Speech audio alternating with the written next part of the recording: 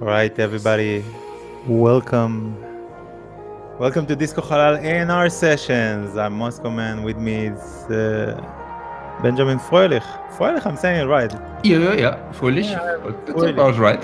Fröhlich. It's easier in Hebrew to say Fröhlich than Fröhlich. I can live with that easily. But as long as I have the it's good. Yeah, but that cost me a lot of trouble actually. Imagine my name, Chen. They write Chen, it's Chen. Moscovici. Somebody told me to write when I was young, So imagine. I can imagine it's difficult. Yeah, I'm like living in this hell. So that's why everybody knows me as Moscow or Chen Moscow. But I'm okay. I'm okay with it. What can we do? That's our names. Yeah, not too much. Not too much. Hello, everybody. Hello, whoever is joining today. I got a very, very special guest. Benji from Permanent Vacation, man. Permanent Vacation, such an amazing label. The first thing I like to do a little chatting. People are in the chat. You see, they're already posting stuff. Yeah. Whatever. I will load that in the right time. Don't worry about it. But I'm just thinking. In 2006, I remember coming to Berlin first time in 2010, and when I was playing new disco, what was the big hit? Then I just did a remix to it. It just should come out. Midnight Magic. Yes. For example, that was like, if you played something like this in Berlin, they would kick you out of the club. Yeah, that's totally true. What did you do in 2006? I don't remember. I remember the first time I noticed it was the Antenna, the Toterier, and that was like the second release that you did. Yeah, exactly. Yeah. The first one was the compilation, and this was the second. The compilation you did like a first compilation with who was that? Austin Jacks and lots Morris Fulton remixes and the LMOA Joachim remix and Ilya Santana and lots of like cosmic disco kind of vibe. Yeah, Wolf. Then after that, Wolfie and projection. Did you do? There was Katie Diamond also. All this kind of super bloggy. True. Super bloggy sound, like super cool. You didn't do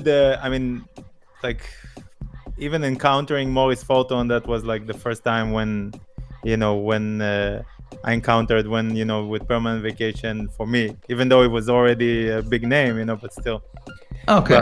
How was the situation in Munich in 2006? In Munich was a little bit better because Munich was always like a disco city and people were kind of used to it already. So, but we had some difficulties there as well, because it was minimal, was at the height of popularity, and this is obviously quite a different sound that we used to do, and so it took a while, but then eventually people got more into it.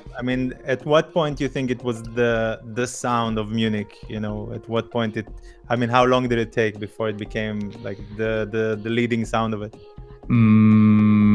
Well, there was always like different scenes, but there was the Erste Liga who really pushed that sound, and it was like, I would say between 2006 and 2010, 12 maybe, 10. Yeah. But what? How did it even? I'm always wondering. How did it even start? Like, how did you approach these people, friends of yours? They're not Germans. Most of the people that released there, it's like they're not like a local. No, we actually was the MySpace era, and we approached people often via MySpace, just saying, hey, because you had this little player where you could upload 4 or 3 tracks or something, and Wolfie and Projections, for example, we found there. We said, wow, this is great sound, and then we wrote them, and it somehow happened. I don't know. And Midnight Magic was a nice story because they had a different band called Jessica 6 with Nomi, and they played in Munich, and we went there. We were basically the only people who went to the concert because it was winter and during the week.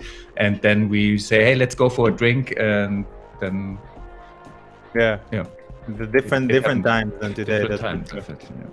But I wonder, what was the favorite? Now it's been a long time. What was your favorite track, you think, from that era? The one that you still play until today. of course, Camino del Sol, the edit is timeless. And yeah, I actually played at the Midnight Magic thing. I still play. You still do it? You still play this? Because it's fun to play, you know. If you play it and people know it by now already, and they just it's lighten up the mood, and it's always good fun to play. But you always been, I mean, in your head, you always been like disco oriented, or what's for you the leading in this kind of, you know, what do you feel like this is for me, you know, when you listen to music? That's a good question. I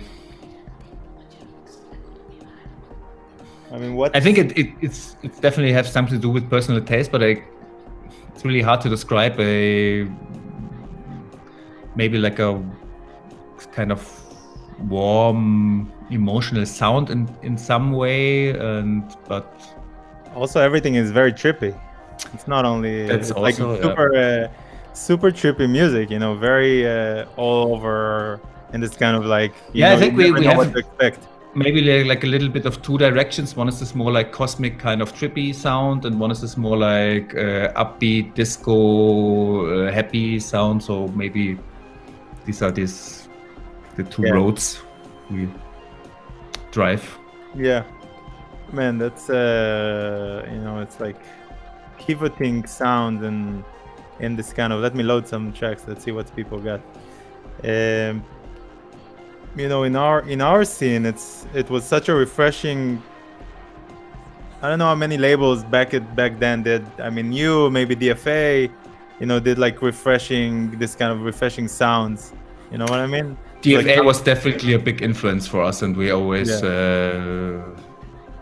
admired what they did. Yeah, DFA is like I can understand it's such a punk. You know, in comparison, in the club world, it's such a punk kind of thing, and I would say that from all the labels that came out at the time, you had the most kind of, you managed to do this kind of the same punk feeling, but in a more Scandinavian way, in a more Norwegian way. You know, you know, it's punk, but we have great couches, you know, and we got great sofas, and it looks good. It's also Munich. I mean, people from Munich and Munich in general, I mean, I live in Berlin and I can badmouth on it as much as I want because it's not really a city of people. You know, it's like a collection of people in the city, you know? And it's like, but Munich, it has a very, very good taste. You know, people have very good taste there. So I can imagine, you know, that's like taking. You think? More than here. Yeah. In Germany in general, in the top 2 cities, I'm guessing. I mean, like, it's a little bit cleaner and more polished, I guess, than Berlin, but that's also it's like cleaner cuts. It's like cleaner cuts, cleaner lines, cleaner music. You know, less, and it's more happy. I would say it, like in the sound. I don't know. I actually miss some of the Berlin grit in Munich a little bit. Yeah, it is. That's the difference. It could be very dirty here in everything, you know. And this is the fun thing about Berlin, you know. But you know, every person that I know that's German that's not from Berlin is like, I can't be in Berlin more than a few days, you know, and I gotta go. You know, it's like, it's not easy for a lot of people that come from Munich, for example, to be here for longer. Is it for you the same? Not anymore, no. Because I think it changed a lot over the past 20 years, obviously, Berlin, and now there's so much stuff to do, and I love eating and go to dinner, and there's so much opportunities now in Berlin that I want to check out and do that, and also so many people are there. I think it's nice. And it helped actually to make Germany a little bit cooler in the perspective in the outside world, which is kind of nice, I guess. I think that if something the opposite, what people don't realize, that the fact that the city become a techno tourism, you know, the city created something better for people like us that live here. That's why a lot of people didn't leave in the last couple of years. You know, because of what you said, the restaurants and the vibes, and it's already cool, and you don't only have to go out into clubs, you know, and this kind of stuff. No, which was 2017, 18 was like, 16, 17, let's say, clubs, Bergen, you know, Sundays. Now Sunday I can go have a good sushi. You know, I don't need to go. I don't need to go clubbing.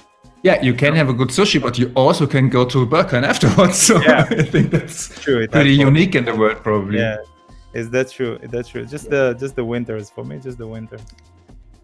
The people change here in the winter. In the winter? No, the people change for some reason. Yeah. In what way? Very. They're.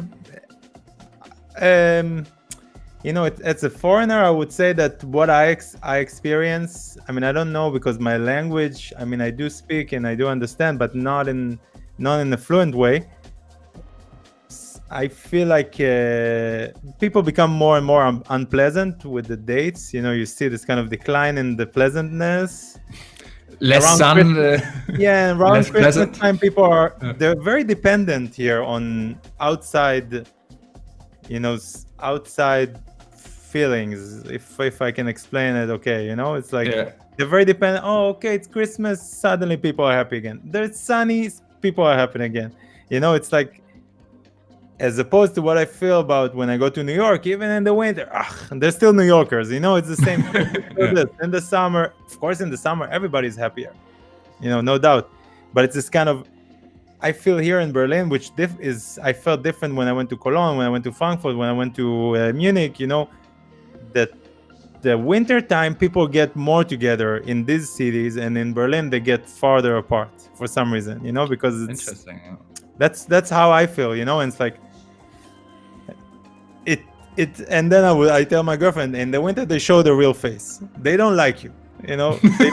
They're like, you know, they're less comfortable with you here, not ourselves, you know, not foreigners and stuff like that. I'm saying for people, it's like I don't want to be next to people, you know, this kind of vibe. And I felt differently when I went to, like I said, Cologne, whatever, Western or Southern, you know, places. Like, it's just nicer.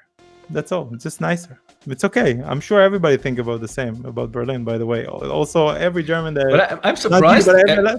Every time like, yeah, Berliners are weird. You know, it's like they're not easy people. Yeah, maybe true. Yeah. Not in a bad way. It's okay. It's a character. You know, it's their character. And they had some history, the city, right? So. Yeah, a lot of history. You know, it's.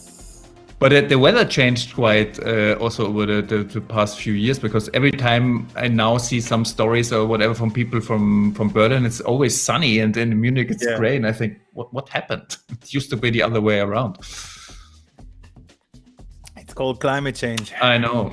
It's called bad. Polarization of the caps. You know, it's gonna be changed. I'm telling people, buy houses here in the north, because soon we're gonna be the summer. You know, everybody wanna live here. It's gonna be summer in the north. You wanna listen to some music? Sure. People are here. They're